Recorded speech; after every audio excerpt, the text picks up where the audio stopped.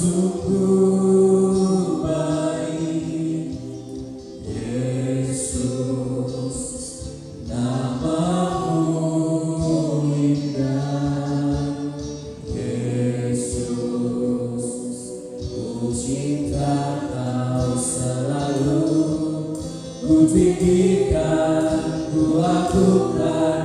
selamanya. Yesus, Kau sungguh baik. Yesus, namamu indah. Ku cinta Kau selalu, ku tinggikan, ku agungkan selamanya. Ku memujimu, ku selalu pujimu, ku menyembahmu, ku selalu sembahmu. Kau yang layak terima sebuah pujian, kemuliaan hanya bagi Tuhan.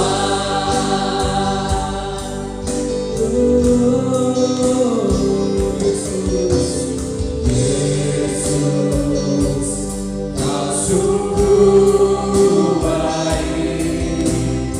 Yesus, namamu indah. Yesus,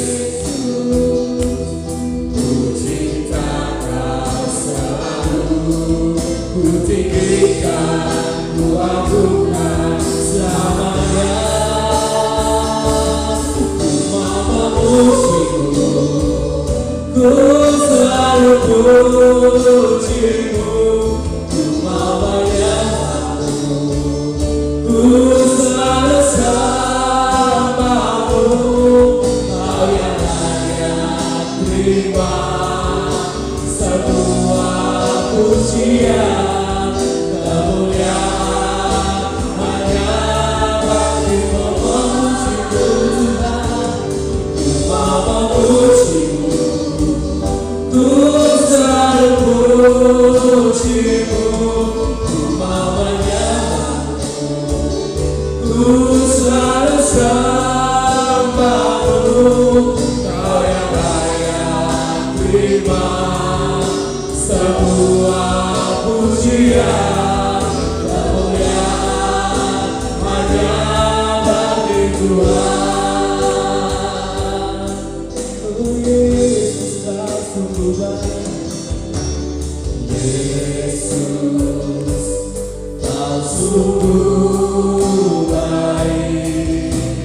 Yesus, indah Tuhan, namamu indah. Yesus, ku cinta Kau selalu, ku tinggikan, ku agungkan selamanya. Ku memujimu, ku selalu pujimu, ku menyembahmu, ku selalu sembahmu. Kau yang layak terima sebuah pujian, kemuliaan hanya ku memujimu, ku selalu pujimu, Kau selalu menyembahmu. Yesus, ku selalu sembahmu. Kau yang layak terima sebuah pujian, kemuliaan hanya. Disuruh katakan, ku mau memujimu, ku mau memujimu, ku selalu pujimu, ku menyembahmu, ku selalu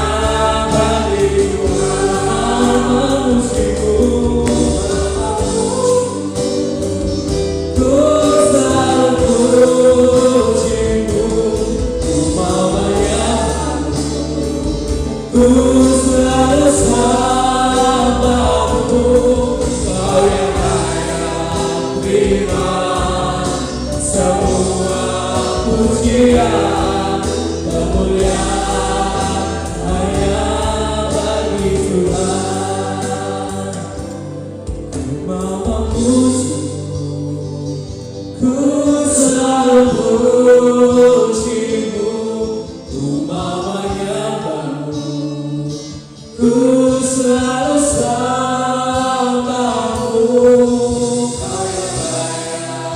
Terima sebuah pujian kemuliaan.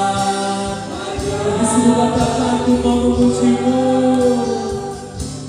ku mau memujimu, ku selalu pujimu, ku selalu sembahmu. Terima semua pujian kemuliaan hanya bagi Tuhan. Katakan sama-sama, katakan ku mau memujimu, ku selalu pujimu, Yesus Tuhan. Ku mau menyembahmu, ku selalu sembahmu. Terima semua pujian kemuliaan hanya ku mau memujimu Tuhan, ku mau memujimu, ku selalu pujimu, ku mau menyembahmu, ku selalu sembahmu. Segala pujian, terima semua pujian kemuliaan hanya bagi Tuhan.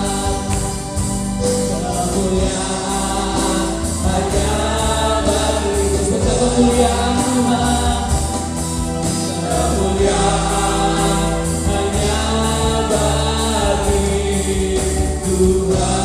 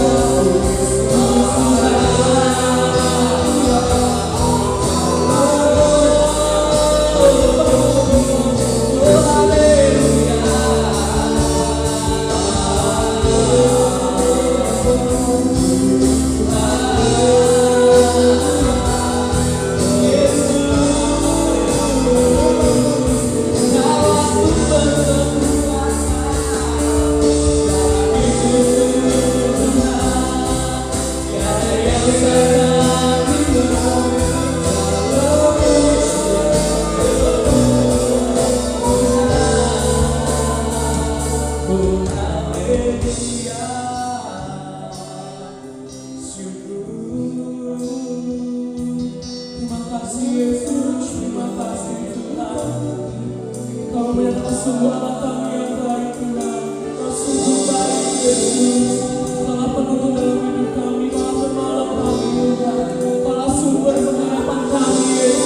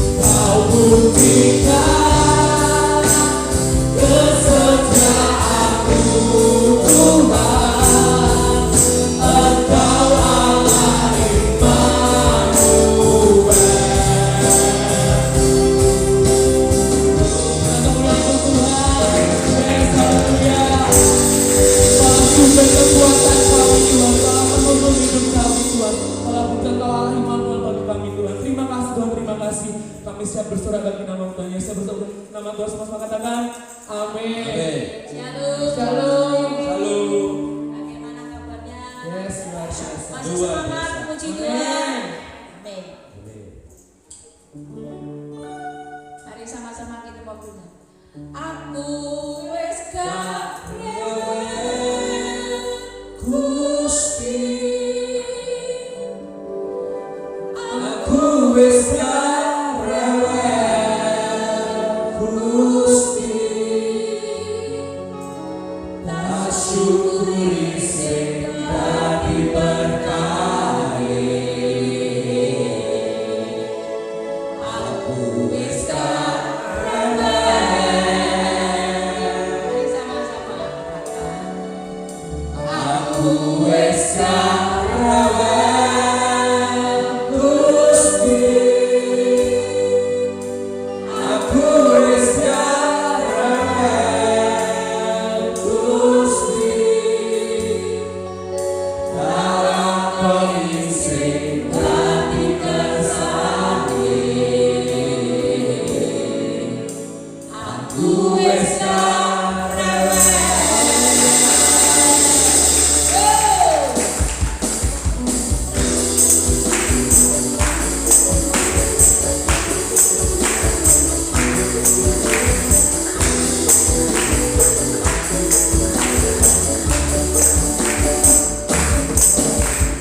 Biar uripku bisa mung ngeteni. Aku kaya wong ilang dalane. Sakjane Gusti Yesus ana ing ati. Uripku tansah diberkahi. Aku wis gak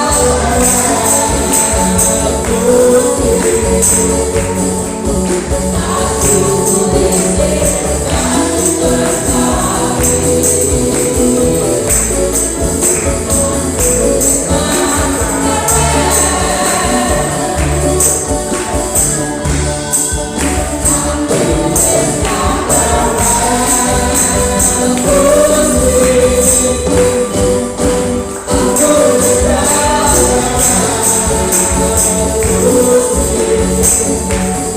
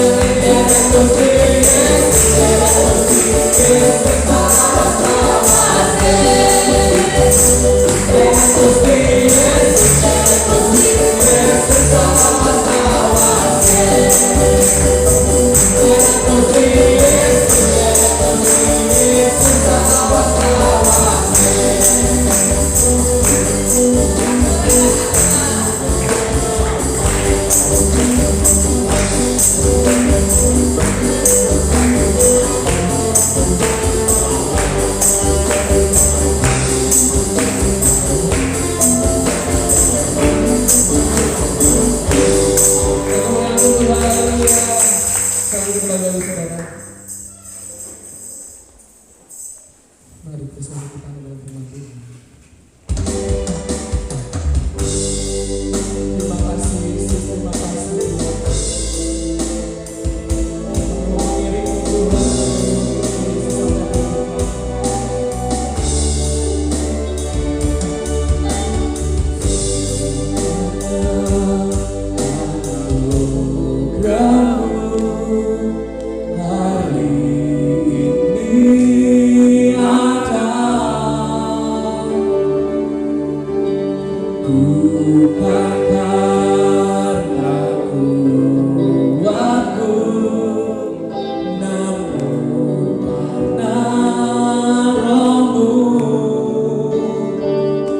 Ku bawa hatiku, penyembahanku,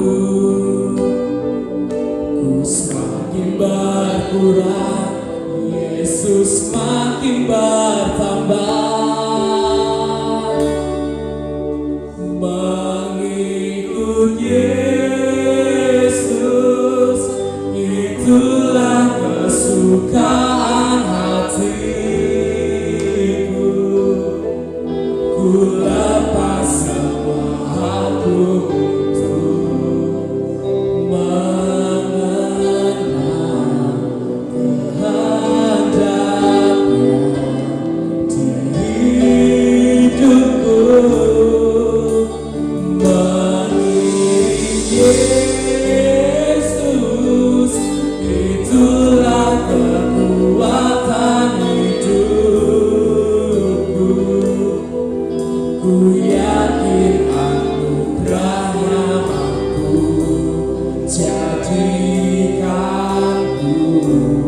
hamba yang berkenan selalu. Semua karena anugerah-Mu Tuhan.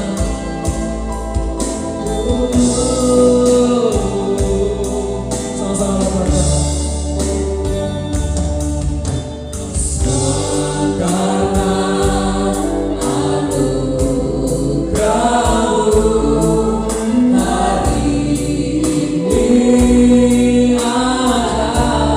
Bukan karena kuat kami Tuhan,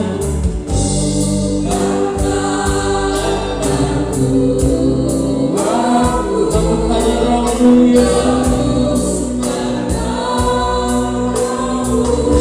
Bawa hatiku Tuhan, penyembahanku, semakin berkurang, semakin bertambah Tuhan. Yesus semakin bertambah. Mengikut Yesus, itulah kesukaan hati. Kami mau lepas semua hati untuk mengenal kehendak-Mu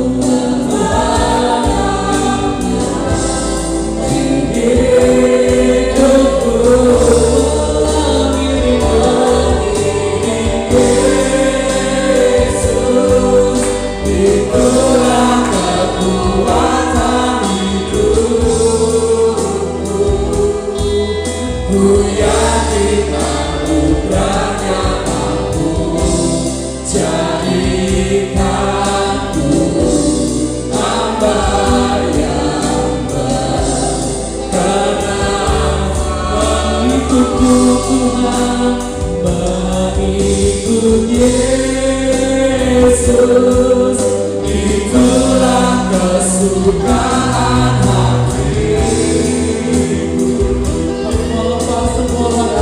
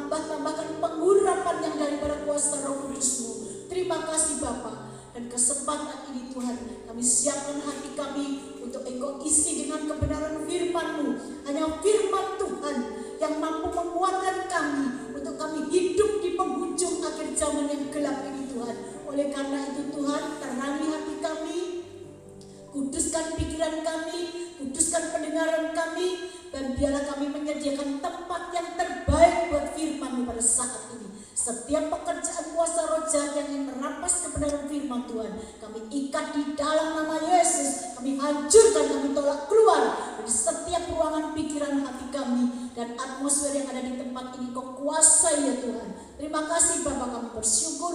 Kami sambut firman Tuhan di dalam nama Tuhan Yesus Kristus. Haleluya. Amin. Silakan duduk.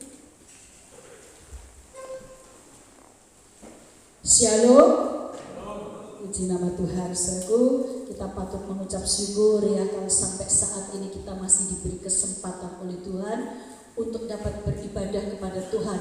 Oleh karena itu, pergunakanlah waktu-waktu yang begini istimewa ini untuk kita mau sungguh-sungguh, karena bukan saatnya lagi untuk kita main-main dengan Tuhan ya.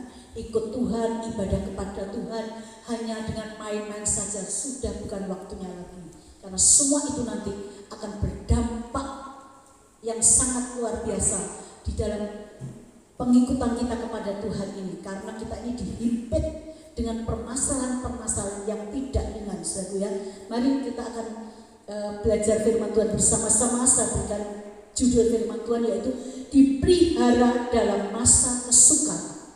Dipelihara dalam masa kesukaran. Saudara, kalau kita memperhatikan kondisi zaman saat ini, zaman ini tidak akan menjadi semakin baik ya. Sebab apa saudara? Bukan berarti saya itu wah kok nggak percaya dengan kuasa Tuhan. Kalau Tuhan itu mampu menolong khususnya untuk bangsa kita ya. Kok ngaluk, orang Jawa ngomong ya, kok rasanya mengharapkan keadaan tidak menjadi lebih baik. Semua itu sudah tertulis di dalam firman Tuhan. Kalau kita ini rajin mempelajari firman Tuhan, maka kita semakin mengerti dan dipersiapkan. Justru kita ini akan mempersiapkan diri dalam menghadapi masa-masa yang sukar. Kondisi ini tidak akan menjadi semakin baik apapun usaha manusia. Ini sudah tercatat dalam firman Tuhan. Karena apa? Menjelang kedatangan Tuhan. Kalau saudara masih ingat memperhatikan firman Tuhan yang saya sampaikan beberapa waktu yang lalu ya, kita ini sedang berjalan menuju kepada masa akhir dari dunia ini. Nah, itu keadaannya semakin berat. Ekonomi berat, pendidikan anak-anak yang tidak pernah disangka-sangka. Dulu kita tidak pernah mempunyai bayangan bahwa anak-anak yang sekolah akan mengalami seperti ini, kita tidak pernah membayangkan. Dan kesehatan juga tidak akan menjadi semakin baik.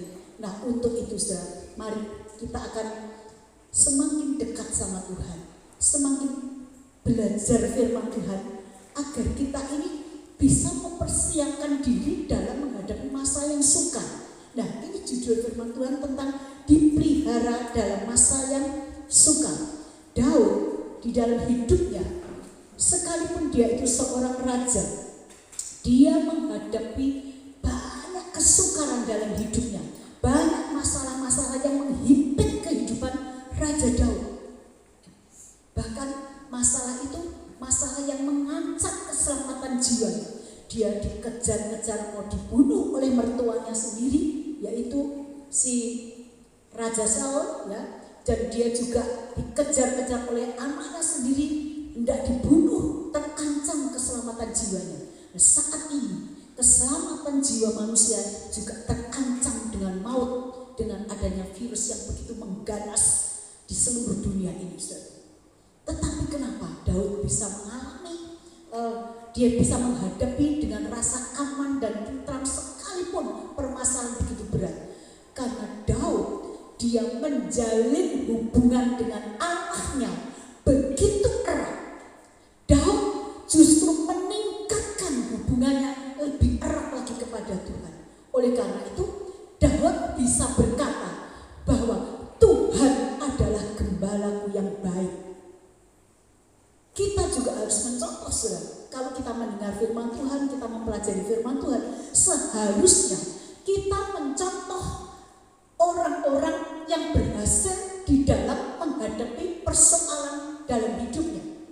Nah, permasalahan yang dialami oleh Daud, biarlah itu menjadi contoh pada sore hari ini untuk kita belajar Kalau Daud bisa lolos dari permasalahan hidup yang mengancam keselamatan jiwanya, kita pun saat ini yang diancam oleh bahaya maut, kita akan mengambil contoh seperti Daud, yaitu apa? Menjalin hubungan yang lebih erat kepada Tuhan. Jangan justru kita leha-leha, acuh-acuh, masa bodoh, pokoknya jalani saja seperti air mengalir. Oh, tidak bisa seperti itu, saudara. Kita harus justru meningkatkan hubungan kita dengan Tuhan. Oleh karena itu saya anjurkan, saudara, mari banyak-banyaklah berdoa, banyak-banyaklah baca firman Tuhan. Tidak usah sibuk mikiri tentang masalah-masalah hidup dengan masalah-masalah orang lain. Jangan kita menyibukkan diri, itu sudah bukan waktunya lagi. Waktu sekarang ini, waktu yang sangat gawat ini, mari kita lebih dekatkan diri kita kepada Tuhan. Supaya apa? Kita bisa berkata seperti Daud, bahwa Tuhan adalah gembalaku yang baik. Kita akan membaca di dalam Mazmur pasal 23 ayat 1 sampai dengan yang ke-6. Mazmur pasal 23 ayat 1 sampai dengan yang ke-6. Tuhan gembalaku yang baik, Mazmur Daud. Tuhan adalah gembalaku, takkan kekurangan aku. Ia membaringkan aku di padang yang berumput hijau. Ia membimbing aku ke air yang tenang. Ia menyegarkan jiwaku. Ia menuntun aku di jalan yang benar oleh karena namanya. Sekalipun aku berjalan dalam lembah kekelaman, aku tidak takut bahaya, sebab Engkau besertaku. Gadamu dan tongkatmu itulah yang menghibur aku. Engkau menyediakan hidangan bagiku di hadapan lawanku. Engkau mengurapi kepalaku dengan minyak, pialaku penuh melimpah. Kebajikan dan kemurahan belaka akan mengikuti aku seumur hidupku, dan aku akan diam dalam rumah Tuhan sepanjang masa. Amin. Ini Mazmur ini pasal 23 ini, saudaraku, begitu indahnya ungkapan dari Raja Daud, sampai ada sebuah nyanyian yang berisikan di dalam Mazmur pasal 23 ayat 1 sampai yang ke-6 ini. Ya, kalau saudara lihat di YouTube bisa menemukan. Nah, saudara, kalau kita membaca di dalam kitab Mazmur pasal 23 ini, ya, kita akan merasa, waduh, enaknya ya jadi anak Tuhan ya. Jadi domba yang digembalakan Tuhan itu begitu terpelihara. Tadi dikatakan kita akan dibawa ke padang rumput yang hijau dan ke sumber mata air yang tenang untuk menyegarkan jiwa kita. Artinya apa? Kita ini dipelihara oleh Tuhan secara jasmani dan rohani. Tapi yang menjadi pertanyaan, saudara, sudahkah saudara dan saya mengalami seperti yang dituliskan oleh Raja Daud dalam Mazmur pasal 23 ini? Sudahkah kita mengalami? Kalau kita mengalami, saudara, walaupun kita ini ada di tengah-tengah kesukaran dunia ini, jiwa kita ini akan tetap bisa berglori, bersukacita di dalam Tuhan. Dan tidak peduli gonjang-ganjingnya dunia, kita tetap ayem tentrem. Tapi justru kok kenyataannya kenapa kok seringkali kita tidak? Justru kita dicengkram dengan rasa takut, dengan rasa khawatir, ya, dengan rasa cemas. Dan seringkali dengan kondisi yang ada ini kok kita mengalami kekurangan semuanya. Kekurangan ekonomi, kekurangan kesehatan, kekurangan kedamaian. Loh, apakah firman Tuhan itu hanya janji-janji yang kosong? Mungkin seringkali kalau orang menghadapi permasalahan yang berat, dia berkata, sebetulnya Tuhan itu menuliskan janji buat umatnya itu benar apa tidak? Iya apa tidak? Apa hanya sekedar itu tulisan janji-janji yang kosong seperti yang dijanjikan oleh manusia? Itulah yang seringkali menjadi pertanyaan dari kita. Tetapi kita mau lihat, saudara, apakah kita ini sudah menjadi domba yang digembalakan oleh Tuhan, menjadi domba yang menurut, atau menjadi domba yang suka memberontak, yang tahu diri saudara dan di saya sendiri tahu diri saya sendiri, ya, hanya hanya saudara yang tahu masalah saudara dengan Tuhan. Nah, kalau saya merenungkan, memang manusia itu hatinya cenderung untuk lebih suka memberontak daripada menurut. Ya, manusia itu cenderung lebih suka memberontak daripada menurut. Coba kalau kita merenungkan, kita mengkoreksi. Setiap kali firman Tuhan disampaikan, seringkali ya kalau diberikan contoh-contoh ya, apalagi tentang kesalahan, tentang dosa. Coba kita merenung, apakah kita sudah menjadi seorang dombanya Tuhan yang sudah taat, nurut sama Tuhan? Apa kita ini banyak memberontaknya? Kalau kita ini banyak memberontaknya, saudara, jangan kita ini mempunyai harapan kalau kita ini bisa menghalangi janji-janji Tuhan yang sudah tertulis dalam Mazmur pasal 23 yang kita baca ini tadi. Dipelihara secara jasmani dan rohani, dan hatinya penuh dengan damai sukacita. Jangan berharap itu kalau kita ini lebih suka memberontaknya daripada menurutnya. Bahkan tidak menerima janji yang baik dari Tuhan, justru malah hukuman yang diberikan untuk menyadarkan kita. Kalau kita terima hukuman, itu karena kita banyak memberontak. Saya berikan contoh dalam firman Tuhan ya. Tadi saya berikan contoh 2, yaitu tentang Miriam, kakaknya Musa yang memberontak. Ya, nanti saudara bisa baca sendiri di dalam Bilangan pasal 12 ayat 1 sampai 16 sudah tertulis dalam warta. Ya, tapi saya ingin berikan contoh satu saja, yaitu tentang pemberontakan yang dilakukan oleh keponakannya Musa sendiri, yaitu yang bernama Korah, Datan, dan Abiram. Nah, pada waktu bangsa Israel dibawa keluar dari Mesir dipimpin oleh Musa, Musa ini menjadi pemimpin bangsa Israel. Ini bukan atas inisiatif Musa sendiri atau pilihan rakyat, tidak. Tuhan yang menunjuk Musa sebagai pemimpin bangsa Israel pada waktu itu. Nah, saudaraku, karena ini keponakan Musa yang bernama Korah, Datan, dan Abiram, dia tidak bisa menguasai hati dengan baik, tidak bisa menguasai hati dengan baik. Sekalipun dipimpin oleh seorang pemimpin yang baik hati, Musa itu orang yang baik hati, orang yang lembut hatinya. Dia punya kerendahan hati, punya kelembutan hati, murah memberikan pengampunan. Loh, yang memuji bahwa Musa itu orang yang baik hati, orang yang lembut hatinya, itu bukan manusia. Kalau saudara membaca di dalam firman Tuhan, yang memuji itu Allah sendiri, bahwa Musa itu adalah hambaku yang lembut hati, yang murah hati. Kalau bangsa Israel itu mau dihukum oleh Tuhan, ya, karena bangsa Israel dia tidak menerima dipimpin oleh Tuhan dan Musa dan Tuhan, dia buat patung lembu emas. Tuhan marah mau membinasakan bangsa Israel. Musa berani pasang badan, menaruhkan nyawanya. Tuhan, jangan hukum umat ini. Lebih baik Tuhan menghukum saya daripada menghukum umat yang begitu banyak. Ini satu bukti bahwa Musa itu hatinya sangat baik. Tapi tadi sudah saya katakan bahwa manusia pada dasarnya memiliki sifat hati yang tidak baik. Sebab dalam Yakobus pasal 4 dikatakan, sering saya ulang supaya saudara dan saya itu paham, ya, ngerti. Kalau kita ngerti, kita akan berusaha. Bukan kalau kita ngerti, oh ya memang aku memang sifatku elek, ya wis ngene iki sifatku, bukan begitu, saudara. Tapi justru kalau kita ngerti, kita akan berjuang bagaimana untuk menaklukkan tabiat yang tidak baik ini. Ini keponakan Musa, dia itu justru mengembangkan sifat tidak baiknya. Dalam Yakobus dikatakan bahwa roh yang ada pada manusia, roh yang ditaruh di dalam diri manusia, itu gemar akan kedengkian, gampang iri hati. Coba ayo saudara di sini, siapa yang tidak pernah iri hati, yang tidak pernah dengki?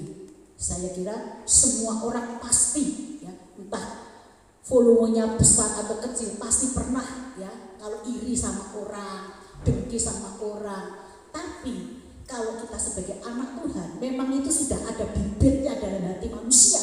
Kalau ada orang yang berhasil lalu kita iri, kok itu bisa berhasil, aku kok enggak ya. Nah, kalau kita ngerti, kita akan berusaha untuk menaklukkan, menundukkan di bawah otoritas Kristus untuk bisa dikendalikan oleh kuasa firman dan Roh Kudus. Jangan dibiarkan malah berkembang biak. Ini keponakan Musa, Korah, Datan dan Abiram. Dia justru mengembangkan karakter tidak baiknya ini. Dia mengajak, dia berkata bahwa kok enak Musa itu jadi pemimpin. Sedangkan ini Korah, Datan dan Abiram ini dia sudah dikasih bagian, diberikan dia itu kepercayaan untuk memimpin kelompok mereka masing-masing. Ya, sudah diberikan. Ya. Tapi dia tidak terima. Dia pengen jadi imam.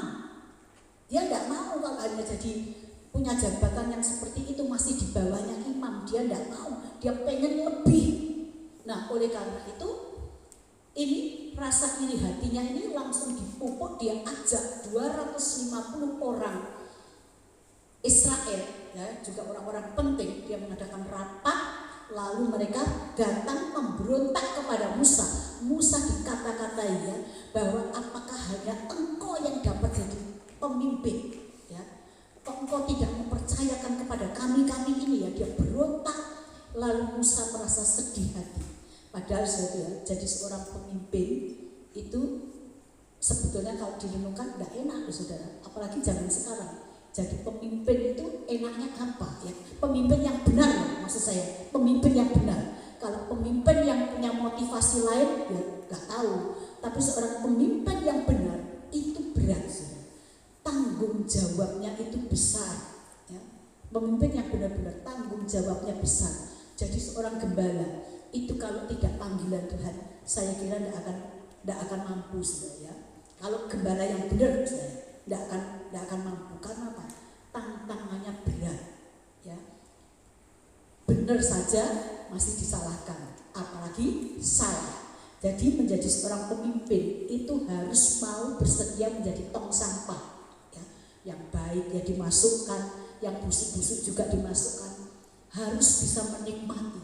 Itu seorang pemimpin seperti yang dialami oleh Musa. Diberontak sampai pada akhirnya Musa dia menghadap kepada Tuhan, ya. Dia menghadap kepada Tuhan. Dia berteriak kepada Tuhan, bagaimana Tuhan ini?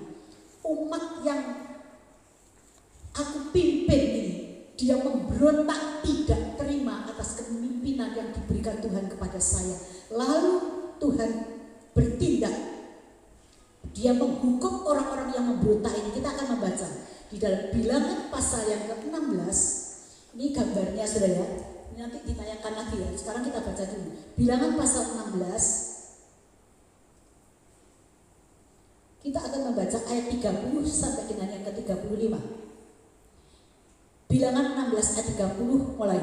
Tetapi jika Tuhan akan menjadikan sesuatu yang belum pernah terjadi dan tanah mengangangkan mulutnya dan menelan mereka beserta segala kepunyaan mereka sehingga mereka hidup-hidup turun ke dunia orang mati, maka kamu akan tahu bahwa orang-orang ini telah menista Tuhan. Baru saja ia selesai mengucapkan segala perkataan itu, maka terbelahlah tanah yang di bawah mereka dan bumi membuka mulutnya dan menelan mereka dengan seisi rumahnya dan dengan semua orang yang ada pada Korah dan dengan segala harta milik mereka. Demikianlah mereka dengan semua orang yang ada pada mereka turun hidup-hidup ke dunia orang mati dan bumi menutupi mereka sehingga mereka binasa dari tengah-tengah jemaah itu. Dan semua orang Israel yang di sekeliling mereka berlarian berteriak mendengar teriakan mereka, sebab kata mereka, jangan bumi menelan kita juga, lagi keluarlah api berasal daripada Tuhan, lalu memakan habis ke-250 orang yang mempersembahkan ukupan itu. Ini akibat orang yang tidak menurut pada saat dipimpin, digembalakan, ya. Apalagi sudah menemukan gembala yang baik seperti Musa, tapi mereka memberontak, maka hukuman Allah dijatuhkan kepada Korah, Datan, dan Abiram. Ini kalau saya lihat gambar ini ya, kalau saya lihat gambar itu diperbesar saudara. Pada saat ini Korah, Datan, dan Abiram ini dia berdiri di depan kemahnya ya, beserta dengan keluarganya, istri dan anak-anaknya dan seluruh harta bendanya. Tiba-tiba tanah ini membuka, dia membelah begitu, dan seperti jurang yang dalam. Mereka ini yang memberontak kepada Musa masuk ke dalam tanah dengan tiba-tiba, lalu tanah menutup kembali.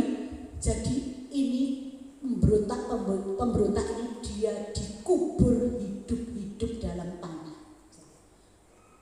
Kalau hal seperti itu sekarang kan juga sering terjadi ya saudara ya. Kalau tanah itu tiba-tiba membuka lebar ya, mungkin gempa ya, lalu tanahnya retak lalu membuka. Saya pernah lihat di YouTube ya, tanah begitu terbuka, mobil yang sedang lewat langsung zrut masuk seperti masuk dalam jurang. Nah, inilah nasib orang yang suka memberontak. Kita kalau sudah digembalakan oleh Tuhan sebagai gembala yang baik, yang penuh rasa tanggung jawab. Coba saudara, kalau nanti di rumah saya renungkan Mazmur pasal 23 ini, baca. Saya ketika membaca ayat ini sampai saya hafalkan. Jadi ketika saya diem itu, kalau orang itu kalau sudah hafal kalau sudah menemukan satu ayat dan ayat itu mengena, coba berusaha dihafalkan saudara. Saya selalu kalau wah ayat ini kok mengena dan saya suka, mesti saya hafalkan saudara. Ini Mazmur pasal 23 ayat 1 sampai 6 itu saya hafalkan, lalu saya merenung saudara. Iya ya.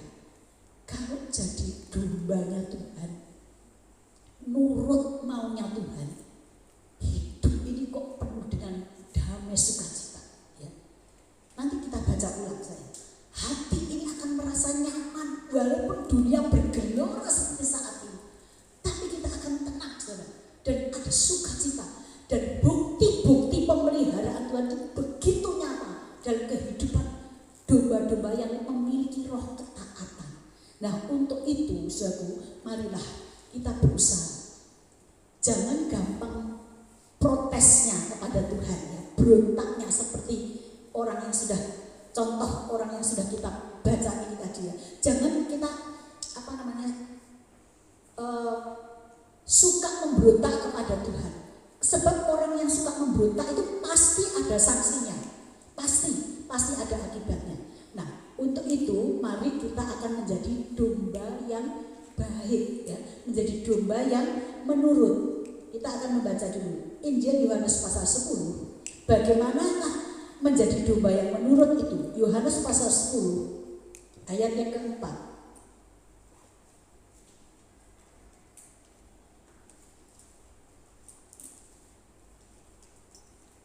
Injil Yohanes pasal yang ke-10 ayat yang keempat.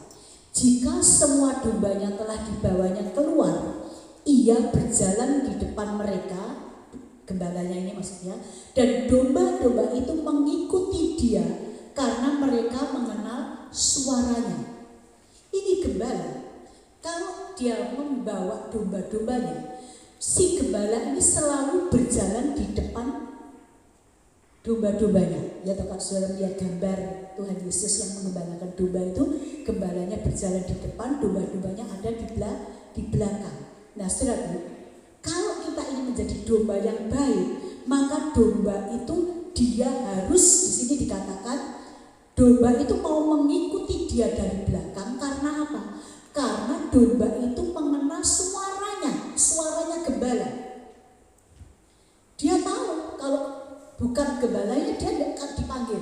Domba ini berjalan di depan, lalu dia panggil, "Ayo, belok kiri." Nah, ini domba karena dia mengenal, oh itu suara gembalaku. Kalau mungkin ada gembala lain yang berkata, belok kiri.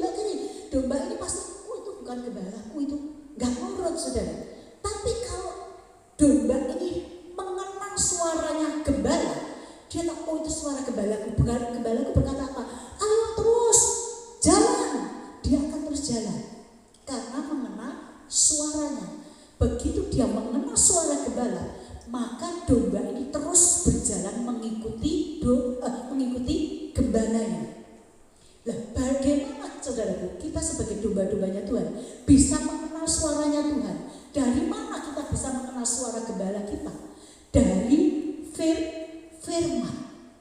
Yesus itu dia adalah kebenaran. Yesus itu adalah kebenaran, dan kebenaran itu ada di dalam firman.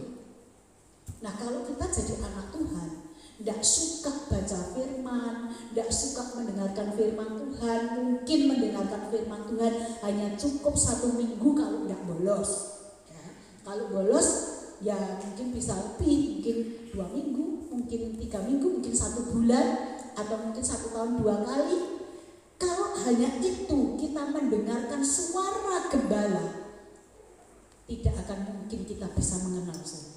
Saya jamin pasti tidak akan mungkin bisa mengenal ciri-ciri suaranya gembala. Gimana tuh ciri-cirinya suara gembala? Suaranya Tuhan itu ciri-cirinya seperti apa? Tidak bakal tahu. Sebab apa, saudaraku? Bahwa dunia saat ini akan muncul banyak orang mengaku gembala-gembala, tetapi gembala palsu. Coba kita lihat dulu ya, di dalam Matius pasal yang ke-24 ayat yang ke-11. Matius pasal 24 ayat yang ke-11. Banyak nabi-nabi palsu akan muncul dan menyesatkan banyak orang. Ini saudara. Banyak para hamba-hamba Tuhan yang mengaku, sebenarnya bukan hamba Tuhan. Orang-orang yang mengaku hamba Tuhan bisa berbuat tanda-tanda mujizat, ya, bisa menyembuhkan orang sakit seberat apapun. Lalu mereka mendeklarasikan bahwa mereka itu hamba Tuhan, tapi palsu. Kalau dinamakan palsu berarti yang disampaikan pasti bukan kebenaran, pasti bukan kebenaran. Ya, nah mereka tujuannya apa? Untuk menyesatkan orang, untuk menyesatkan orang. Sebagai dombanya Tuhan, kita ini sebagai dombanya Tuhan, kalau tidak paham suara Tuhan pasti bisa tersesat, saudara. Karena apa? Manusia itu pada umumnya yang dicari apa? Keselamatan apa? Tubuh, keselamatan jasmani, bukan keselamatan jiwa, bukan keselamatan roh, tetapi keselamatan tubuh. Coba saudara lihat, kalau ada orang sakit, sudah saya ambil contoh orang Kristen saja. Kalau dia sakit ke dokter nggak sembuh-sembuh, ya, ke dokter nggak sembuh-sembuh. Terus ada orang ngomong, di sana loh ada orang pintar, orang Kristen kok orangnya juga bisa menyembuhkan loh, banyak yang sembuh loh. Apakah dia tidak tergiur untuk datang demi untuk mencari kesembuhan? Saya kalau lihat saudara ya, orang di Indonesia ini saja, waduh jumlahnya orang yang sakit itu bisa jutaan, saudara. Orang yang namanya orang stroke itu loh, jumlahnya kok ribuan. Saya sampai heran, waduh, Indonesia itu ternyata penyakit yang paling banyak itu kok orang stroke. Dan ini kalau nanti nabi-nabi palsu, hamba-hamba Tuhan palsu, orang yang mengaku hamba Tuhan ini bermunculan semua di dalam dunia ini, pasti banyak orang Kristen yang tidak sungguh-sungguh dengar, ngerti suara Tuhan yang benar, ya, tidak paham suara Tuhan yang benar, dia akan tersesat, pasti ikut. Tadi saya saksikan om saya sendiri ya, dia pada suatu saat om saya ini sakit gagal ginjal, lalu berobat ke dokter sudah berulang kali tidak sembuh. Ada orang memberitahu, di sana loh ada seorang hamba Tuhan, dia bisa menyembuhkan sakit apa saja. Langsung dia bawa mobil pergi ke sana, ya. Begitu pergi dia berobat, pulang itu cerita. Pada waktu dia cerita saya dengarkan, ya, wah diobati gini-gini dan memang langsung sembuh, sudah. Menurut dia langsung sembuh. Katanya badannya seger, sudah bisa makan enak, sembuh. Lalu saya begitu mendengar caranya mengobati, saya katakan itu bukan bukan hamba Tuhan, itu dukun. Loh enggak, dia pakai salib kok. Pada waktu dia mengobati itu salibnya diangkat begitu kok.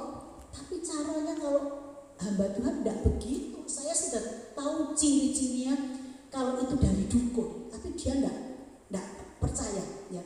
Daripada kami berdebat saya diam ya, tapi saya berkata dalam hati saya, ini pasti dukun. Coba lihat aja hasilnya ya. Karena dulu saya sudah pernah punya pengalaman pada waktu almarhumah Bu Kusni dulu, waktu saya injili untuk terima Yesus, dia dulunya mau saya katakan mau didoakan Ibu, sama suaminya, ya mau sudah katek dia berobat ke dokter kemana-mana dan dukun kemana-mana tidak sembuh, sudah katek langsung dia mau. Begitu dia mau, saya katakan tunggu ya Bapak, kami akan bawa tim untuk doa puasa dulu ya, untuk doa puasa nanti saya tentukan saya datang ke rumah Bapak untuk mendoakan ya.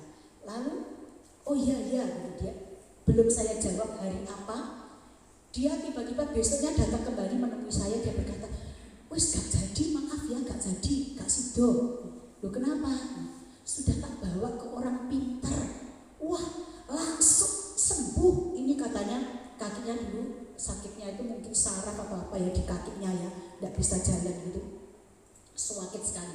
Terus dia berkata, wes mari ya, kayak disedot-sedot ini gosong semua, langsung hilang penyakitnya, dibawa sama dukunnya. Terus saya berkatanya begini, ya sudah Pak, kalau memang belum bersedia tidak apa-apa ya. Tapi saya pesen seandai kata Bapak masih mau membutuhkan kami untuk berdoa, kami bersedia ya, kami bersedia. Benar saudara, dalam batin saya kalau dukun itu hanya ngiming-ngiming ya, memberikan pertolongan sementara. Seandai kata toh bisa sembuh sampai batas kematian tapi jiwanya dibawa sama iblis. Itu kalau iblis menyembuhkan, dia incar keselamatan jiwanya untuk dirampas. Lalu saya tawarkan nanti kalau memang membutuhkan kami masih bersedia. Ternyata hanya 1 minggu. Hanya 1 minggu tiba-tiba dia datang lagi. Pada waktu itu saya masih buka toko peracangan itu ya, datang kembali dan wes nyerah. Loh kenapa Pak? Ternyata cuma 1 minggu tok. Wah sekarang tambah kesakitan, mulak malik tambah kesakitan. Aku nyerah. Ya bersedia didoakan. Lalu kami bersama dengan tim, nggak tahu dulu siapa saja, saya lupa ya, datang ke rumahnya, kami doakan. Dan selain mengalami kesembuhan, jiwanya terselamatkan. Ini suami istri, dia sudah dibawa masuk ke surga oleh Tuhan ya. Jiwanya terselamatkan. Nah itu kalau Tuhan menolong, itu mesti yang terutama diselamatkan jiwanya dulu yang diselamatkan. Kalau tubuh itu paling umurnya cuma berapa tahun ya diselamatkan. Ini om saya juga begitu, seminggu kemudian langsung kumat, kambuh, lebih parah dan sampai pada akhirnya mati.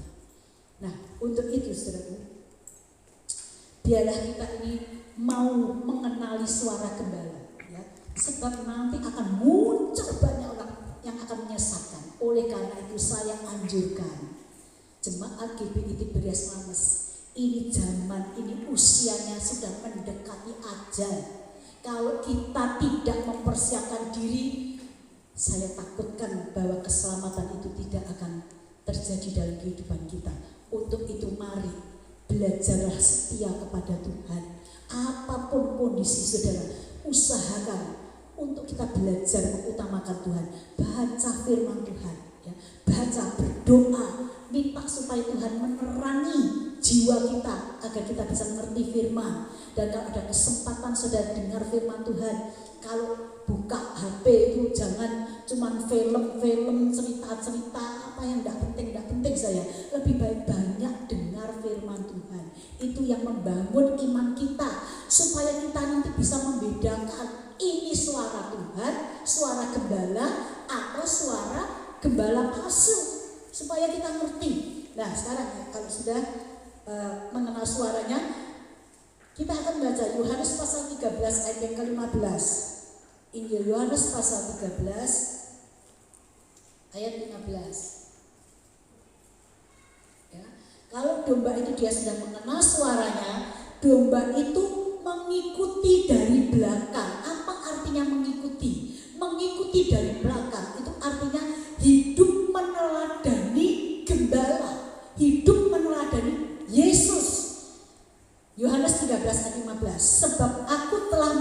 suatu teladan kepada kamu, supaya kamu juga berbuat sama seperti yang telah kuperbuat kepadamu. Nah, ini sungguh kita harus kalau mengikuti dari belakang, itu artinya hidup kita ini harus meneladani Kristus, ya, harus meneladani Kristus, meneladani Yesus, ya, meneladani Yesus, bukan meneladani yang lain, tidak, tapi kita ini meneladani hidupnya Tuhan Yesus.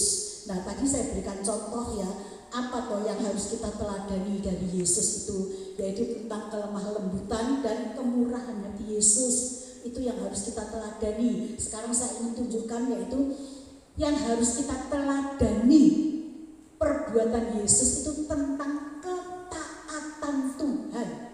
Yesus sebagai manusia, dia itu taat kepada Bapa yang memerintahkan dia turun ke dalam dunia sebagai manusia untuk mengemban tugas menyelamatkan umat manusia yang ada di dalam dunia ini.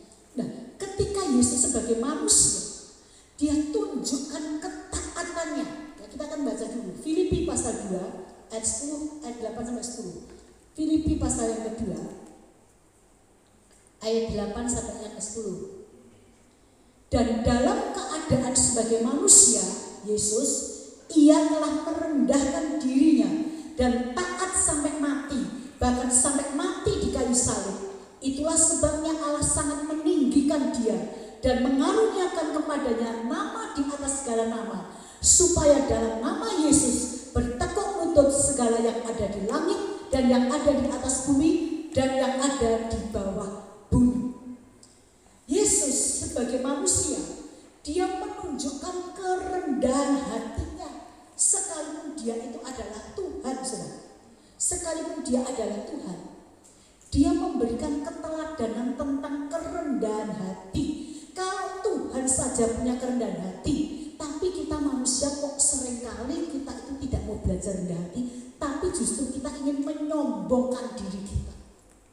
Ya apa tidak, saudara? Coba selidiki dalam hati kita, ya. Nanti kita akan menemukan, oh iya ya, aku jadi orang kok sih sombong. Orang itu yang tidak kenekan kalau ditegur, ya, kalau salah ditegur, berontak, tidak mau mengakui kesalahan, justru marah yang dikeluarkan. Itu salah satu cirinya orang yang sombong. Ya. Coba kita mau koreksi, kalau kita diem pasti kita akan menyadari, oh iya, aku jadi orang kok sih sombong, tidak mau ngalah, itu namanya orang sombong. Ya. Kalau Yesus saja sebagai Tuhan, dia memberikan teladan rendah hati, kita harus mencontoh. Terus lagi apa? Tentang ketaatannya Tuhan. Dia taat sampai mati di atas kayu salib, sehingga segala lutut harus bertekuk, segala lidah harus mengakui bahwa Yesus Kristus adalah Tuhan. Artinya ketika Yesus dia mau merendahkan dirinya dan taat sampai mati, maka Yesus diangkat oleh Bapa menjadi Tuhan dari segala seluas sekalian alam ini. Semua lidah mengaku bahwa Yesus itu adalah Tuhan. Sekarang aja sudah banyak orang yang sadar, yang dulunya mencela, memaki-maki, menghujat Yesus, manusia kok disembah.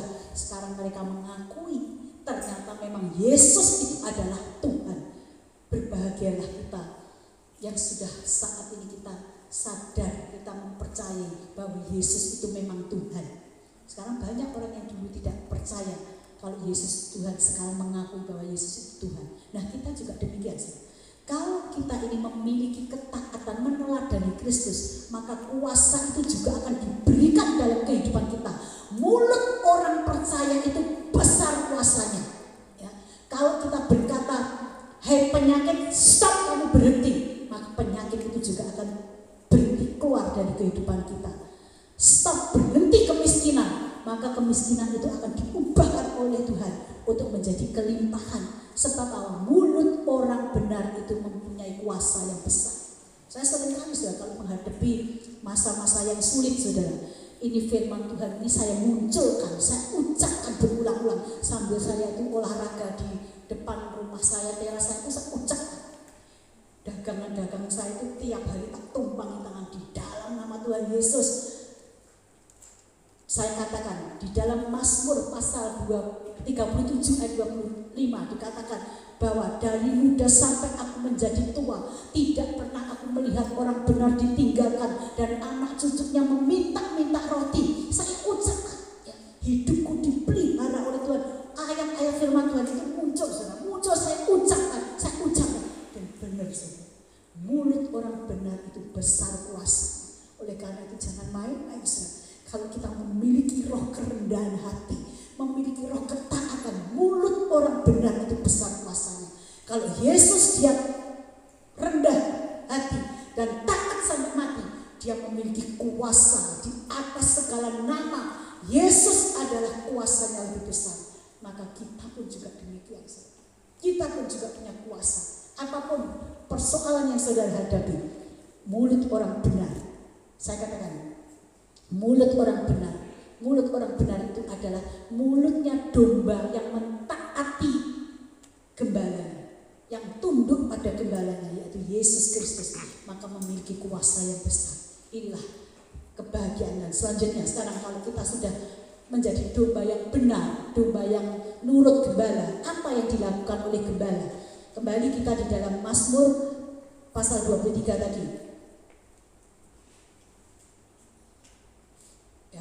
Apa yang dilakukan gembala kepada terhadap domba-domba gembalaannya yang nurut? Di dalam ayat 1 sampai yang ketiga dikatakan, Tuhan adalah gembalaku, takkan kekurangan aku. Ia membaringkan aku di padang yang berumput hijau. Ia membimbing aku ke air yang tenang. Ia menyegarkan jiwaku. Ia menuntun aku di jalan yang benar oleh karena namanya. Coba gambarnya lagi. Domba-domba ini dibawa ke padang yang berumput hijau. Di dekatnya ada sumber mata air yang tenang. Domba ini bisa makan dengan kenyang, bisa minum dengan puas, dan jiwanya disegarkan. Artinya apa? Dipelihara secara, sayang ini kecil ya saudara. Tadi saya lihat itu besar ya. Saya lihat di film ya tadi ya saudara. Domba-domba itu wah sukacita ya, dia lari ke sana lari ke sini sambil menikmati makanan-makanan yang sudah tersedia karena rumputnya tebal hijau. Ini domba akan kenyang dan tumbuh secara subur saudara. Nah ini janji ini akan berlaku dalam kehidupan kita saat kita berada di tengah-tengah masa yang sukar, masa yang sulit. Ini janji firman Tuhan. Kalau kita menjadi domba yang tidak suka memberontak, pasti mengalami. Sekalipun dunia ini semakin terpuruk secara ekonomi, tetapi domba gembalaan Tuhan akan dikenyangkan oleh berkat yang disediakan oleh Allah kita. Haleluya saudara. Inilah janji Tuhan. Bahkan di dalam ayat yang ke-5 dikatakan, Engkau menyediakan hidangan bagiku di hadapan lawanku. Ya, di 5a, Engkau menyediakan hidangan bagiku di hadapan lawanku. Secara ekonomis, walaupun dunia mengalami gonjang-ganjing dan semakin sulit, banyak pakar-pakar ekonomi yang mengatakan bahwa dunia ini akan mengalami tekanan ekonomi yang cukup berat dari segala lapisan manusia yang mengalami. Tapi kita pegang janji Tuhan. Yang perlu dipikirkan, sudah jadi gembala yang taat apa tidak? Kalau kita sudah di posisi menjadi domba yang taat, yang tunduk pada gembala agung kita, maka tidak usah takut, tidak usah khawatir. Pemeliharaan Tuhan sempurna dalam hidup saudara dan saya. Kita akan dikenyangkan oleh pemeliharaan Tuhan. Bahkan persaingan, apalagi dalam dunia perdagangan saudara, persaingan akan semakin ketat saudara. Saat ini persaingan semakin ketat. Saudara kerja apa, jualan apa, tidak mungkin kita sendirian yang menguasai. Pasti akan bermunculan banyak orang juga mempunyai pekerjaan yang sama dengan kita. Tapi ini firman Tuhan berlaku atas kehidupan domba gembalaan Tuhan yang taat, ya, dipelihara secara sempurna dalam masa-masa yang sukar. Kita akan tetap bisa makan dengan kenyang, tidak sampai kelaparan. Dan selanjutnya, domba ini keistimewaannya, Tuhan tidak pernah berjanji bahwa kita jadi anak Tuhan, jadi domba gembalaan Tuhan, selalu berada di padang rumput yang hijau terus, ke sumber air yang tenang, ya, yang airnya yang melimpah ruah. Ya. Hanya di situ saja, tidak, saudara. Ya. Jadi jangan kita ini beranggapan bahwa jadi orang Kristen itu selalu mapan, nyaman, enak. Tidak loh. Kok malah gitu firmannya kok sepertinya bertentangan. Nanti dulu, saudara ya. Tuhan berkata di dalam Mazmur ini ayat yang keempat. Sekalipun aku berjalan dalam lembah kekelaman, aku tidak takut bahaya. Ini Daud berkata, sebab engkau besertaku, gadamu dan tongkatmu itulah yang menghibur aku. Ini saudara. Setelah kita dibawa kepada rumput yang hijau ke sumber mata air yang tenang, kita dibawa lagi berjalan di dalam apa lagi, saudara? Ini sepertinya bertolak belakang. Tadi di tempat yang nyaman, enak, tapi sekarang kok jalannya di lembah kekelaman. Apa itu lembah kekelaman, saudara? Lembah kekelaman itu kita dibawa di dalam satu persoalan hidup yang menekan jiwa kita, yang seolah-olah menekan jiwa kita. Pernah kok ya kita hidup dulunya nyaman-nyaman, enak-enak, tiba-tiba ditempa satu masalah yang begitu berat. Pasti ada, pasti pernah. Tidak mungkin orang itu terus wah hidupnya enak terus. Ada pepatah yang mengatakan roda itu selalu berputar. Memang saudara, roda itu kan mesti berputar. Tapi saudara, kalau dia jangan lihat rodanya atau yang berputar, ya. Lihat ada gerobak, ya. Kalau gerobak itu kan mesti dia jalan pakai roda. Nah, kira-kira kalau penumpang itu kalau dikatakan bahwa roda itu berputar, kadang di atas, kadang di bawah. Nah, saudara pilih duduk di roda apa duduk di keretanya? Kalau zaman dulu itu apa ya? Dokar ya, misalnya dokar. Tahu ya dokar yang muda-muda ini? Itu loh. Tahu ya dokar ya? Nah, kalau kita melihat ada ini dokar sedang berjalan, penumpangnya itu naik di roda apa naik di dokarnya, saudara? Naik di dokarnya ini tuh ya, di apa rombongnya ini tuh naik di situnya tuh. Kalau naiknya di roda ya gelinding, rodanya di bawah ya kita tergilas. Tapi kalau duduknya di atas nyaman enggak, saudara? Nyaman. Nah, dunia roda boleh berputar, kadang di atas, kadang di bawah.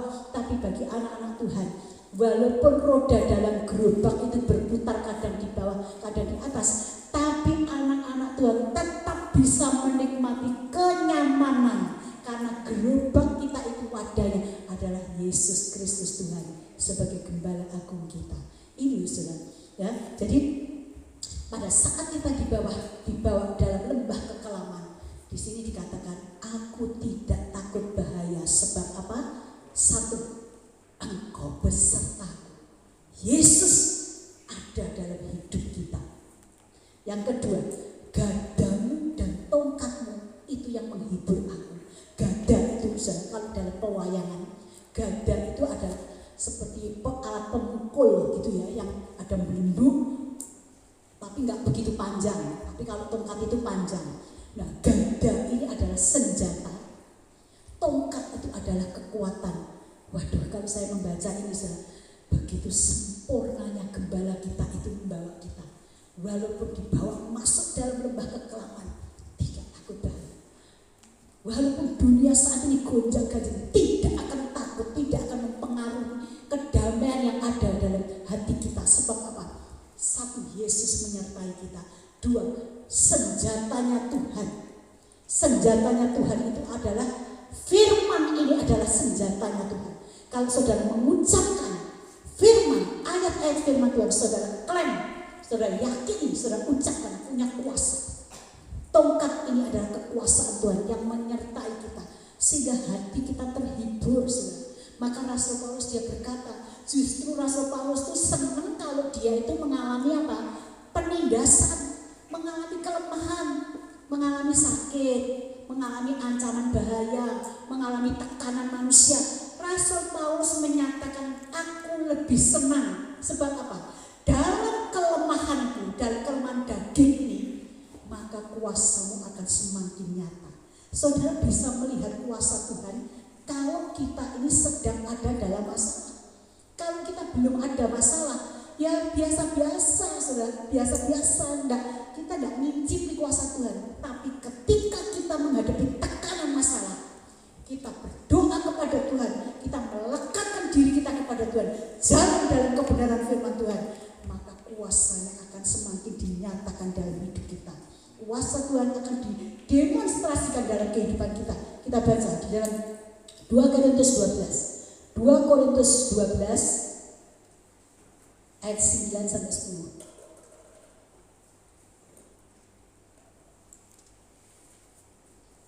Tetapi jawab Tuhan kepadaku, cukuplah kasih karuniaku bagimu, sebab justru dalam kelemahanlah kuasaku menjadi sempurna. Sebab itu terlebih suka aku bermegah atas kelemahanku, supaya kuasa Kristus turun menaungi aku. Karena itu aku senang dan rela di dalam kelemahan, di dalam siksaan, di dalam kesukaran, di dalam penganiayaan dan kesesakan oleh karena Kristus. Sebab jika aku lemah, maka aku kuat. Ya, tubuh boleh menjadi lemah. Pada saat kita sakit, mungkin diizinkan Tuhan kita mengalami sakit. Kalau kita ini hidup melekat sama Tuhan dan hidup benar di dalam pimpinan kuasa Roh Kudus, maka tubuh boleh sakit, tapi jiwa ini akan semakin kuat. Kuat karena apa? Kuasa Allah dinyatakan dalam hidup kita, dan penyakit ini tidak akan mungkin bertahan terus dalam kehidupan orang yang dipilih oleh Tuhan. Jadi semakin kita ini akan punya pengalaman. Ya, kalau sudah lulus saudara ya dalam ujian, maka kita ini akan merenung berkata, iya ya, kalau saya tidak mengalami masalah ini, saya belum pernah melihat kuasa Tuhan bekerja secara ajaib. Aku hanya melihat kuasa Tuhan, mendengar apa kata orang, tapi aku belum pernah merasakan sendiri. Tapi karena aku sudah mengalami kelemahan, maka aku merasakan bahwa kuasa Tuhan itu ternyata nyata benar. Itu keuntungannya saudara. Jadi walaupun kita berjalan dalam lembah kekelaman, kita tidak perlu takut. Sekarang yang terakhir, Yesaya pasal 11 ya. Jadi di dalam Mazmur pasal 5 dikatakan bahwa, bentar ya, kita kembali dulu ke Mazmur pasal 23 ayat 5 tadi. Engkau menyediakan, yang B, engkau mengurapi kepalaku dengan minyak, pialaku penuh melimpah. Tuhan Roh Kudus mengurapi hidup kita sebagai domba-domba gembalaannya yang menurut. Orang yang nurut Tuhan artinya hidupnya mau dipimpin oleh Roh Kudus di dalam jalan kebenaran firman Tuhan, maka urapan Allah itu akan melimpah dalam kehidupan kita. Orang yang diurapi oleh Tuhan itu mengalami perlindungan yang sangat luar biasa. Saat ini saudara dan saya butuh pengurapan Tuhan, supaya apa? Kita terlindungi dari musuh-musuh yang tidak kelihatan. Saudara bisa melihat virus, tidak bisa. Kita ini sekarang di sini tuh ada virusnya apa tidak, kita tidak bisa tahu sih. Mungkin ada, mungkin tidak, kita tidak ngerti. Tetapi orang yang dalam pengurapan Allah, walaupun itu virus ada di depan hidung kita, dia tidak mampu mengusik biji mata kesayangan Allah. Tuhan berkata, wahai, barang siapa mengusik biji mataku akan berhadapan dengan aku. Itu Tuhan katakan. Oleh karena itu cari hidup dalam pengurapan Allah. Orang yang hidup dalam pengurapan Allah menjadi anak-anak Tuhan yang istimewa, dapat perlindungan yang istimewa, dapat kuasa yang istimewa. Bagaimana kita mendapat pengurapan? Kalau kita hidup di jalan Tuhan, dan oleh urapan Allah itu, maka kita membuat hidup kita ini takut akan Tuhan. Ya, Amsal pasal 1 ayat 7, di situ dikatakan ya, orang yang takut akan Tuhan, hidup dalam pengurapan, maka akan dimunculkan hikmat dari Tuhan. Hanya orang yang takut akan Tuhan, dia akan memiliki hikmat. Orang yang takut akan Tuhan adalah orang yang hidup dalam pengurapan Allah. Jadi orang yang diurapi oleh Roh Allah, itu dia memiliki hidup takut akan Tuhan. Dan orang yang hidup takut akan Tuhan akan memiliki hikmat. Saat ini kita ini butuh hikmat saudara. Sebab mengatasi dunia yang serba seperti ini, kalau kita tidak punya hikmat, kita akan bingung saudara. Gimana caranya menghadapi? Bagaimana mengatasi masalah ini? Kok masalah seperti ini? Waduh, berat ya. Nah, ini butuh hikmat. Hikmat itu akan muncul kalau saudara dan saya hidup dalam takut akan Tuhan.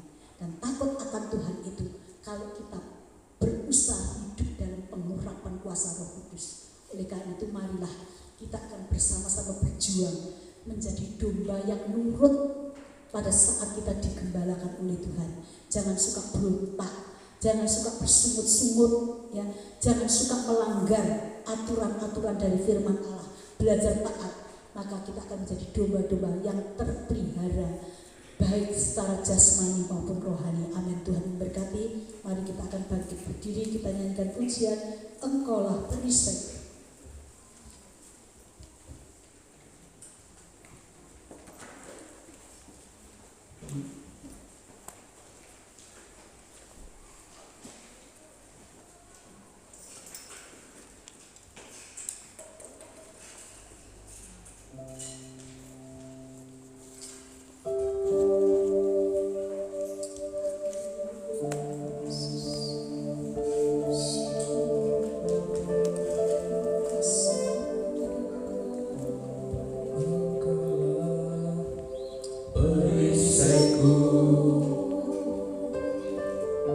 Saat badai hidup menerpaku,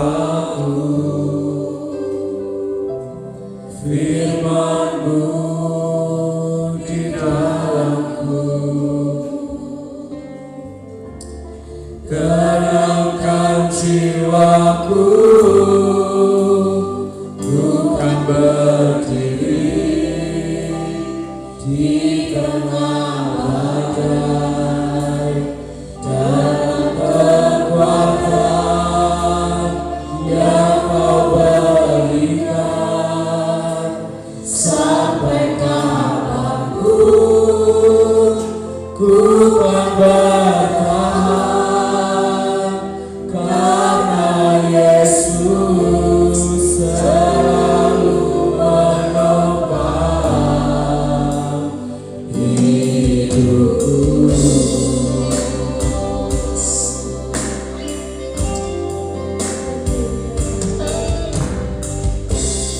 Engkaulah perisaiku saat badai hidup menerpaku, firman-Mu di dalamku, tenangkan jiwaku, bukan berdiri di tengah badai, dalam kekuatan yang Kau berikan. Sampai kapanpun ku akan bertahan, karena Yesus selalu menopang hidupku. Coba kita mau berdiam sejenak, saudara. Mungkin kita merasa kurang yakin. Apakah benar toh Tuhan itu menjadi gembalaku yang baik, yang bertanggung jawab atas kehidupanku?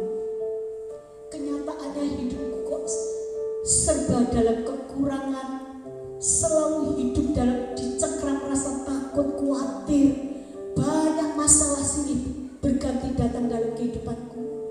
Apakah Tuhan itu tidak menjadi gembalaku, tidak mau menjadi gembalaku?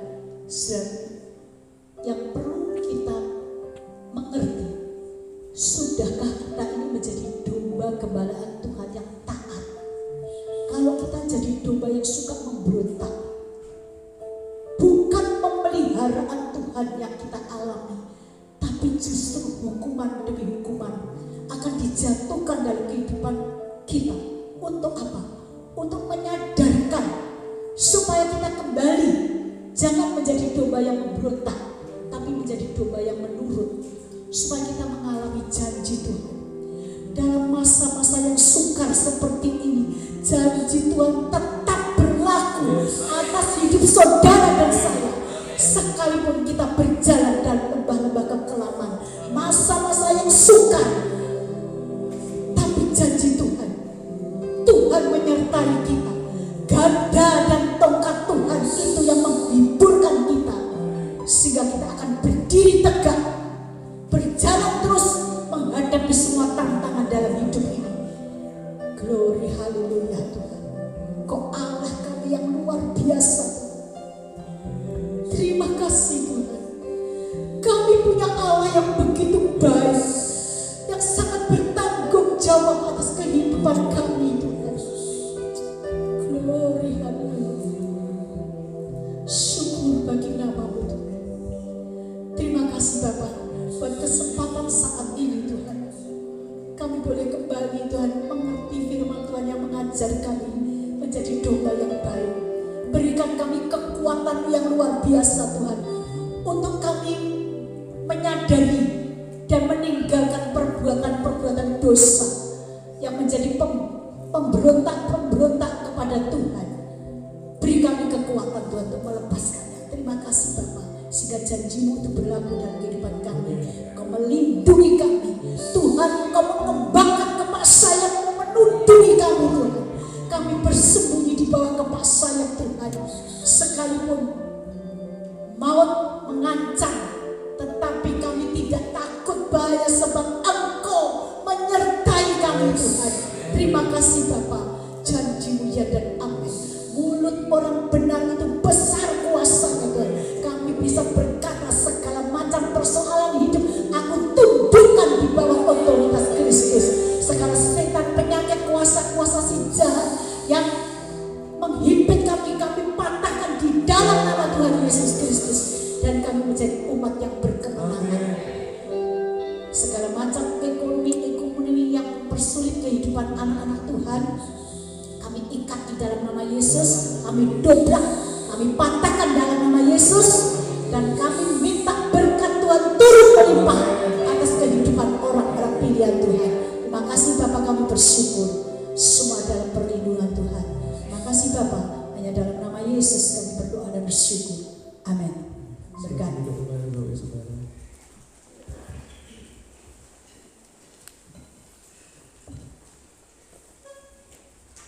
Baik, saya akan menyampaikan beberapa pengumuman untuk selama sepekan. Untuk hari Kamis, ibadah PA berjalan seperti biasa pukul 6 sore. Kemudian hari Jumat pukul 10 pagi, UMAS itu diadakan karena situasi yang tidak memungkinkan untuk ibadah UMAS. Kemudian sorenya pukul 18.00 atau 6 sore ada ibadah youth di gereja. Kemudian hari Sabtu doa malam seperti biasa pukul 4:30 sore. Bukan hanya untuk pelayanan, tapi juga untuk Bapak Ibu Saudara Jemaat GBI Slames. Kemudian hari Minggu bisa seperti biasa pukul 6:30 pagi dan sore pukul 5 sore. Kemudian untuk sekolah Minggu kembali seperti berjalan online kembali karena kondisi juga tidak memungkinkan. Itu saja bisa saya berikan. Mari kita salam persembahan kita. Kita berdoa. Tuhan Yesus, terima kasih Bapa untuk segala berkat-Mu Tuhan. Segala kasih-Mu sepanjang hidup kami Bapa Tuhan, sekarang sudah memiliki. Kau berkati persembahan satu pekerjaan bagi Bapa. Terima kasih. Kami serahkan dalam nama Tuhan Sabda Dasar. Haleluya. Amin.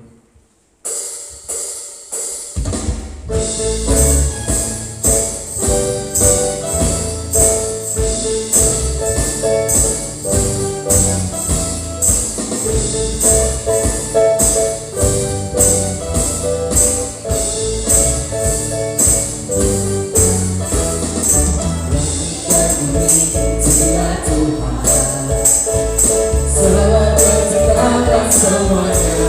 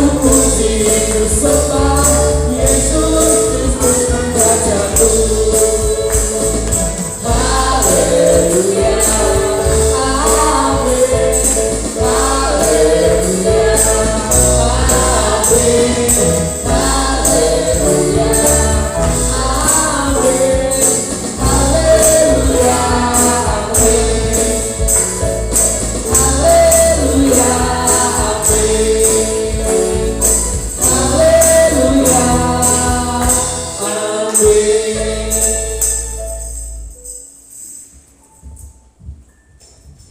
kita akan berdoa. Segala puji hormat kemuliaan bagi nama-Mu Bapa. Terima kasih buat penyertaan Tuhan dalam ibadah kami dari awal sampai akhirnya.